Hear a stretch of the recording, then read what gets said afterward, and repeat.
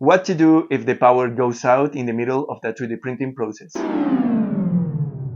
Okay, there's two cases. The first is if you've been printing for 1 hour, I just recommend you to restart the printing process. And the second case is if you have been printing for 7 or 8 hours.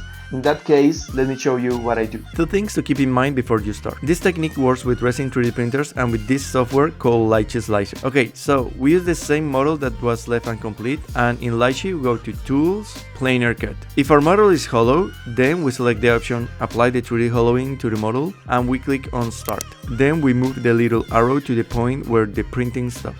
Once we have chosen in which layer the print will be cut, we click on Apply. The model is divided in two.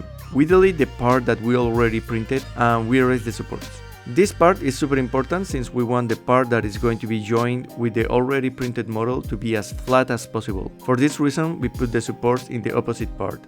Then we rotate the model and put the supports below. Okay, we optimize the supports, we launch the 3D printing, and once finished, we remove the supports, and that's how it turned out. Obviously, you have to clean the supports better and sand them down, but for the purposes of this demonstration, I'm going to leave it that way. Okay, now I just need to glue this thing with super glue.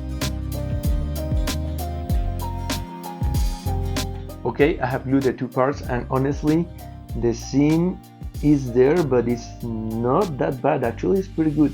I think you can add a little bit of resin, then cure it with an UV light, and then maybe sand a little bit those parts, and it's gonna be just fine. To be honest, it's a good solution, so you can apply it. Like and subscribe. Bye.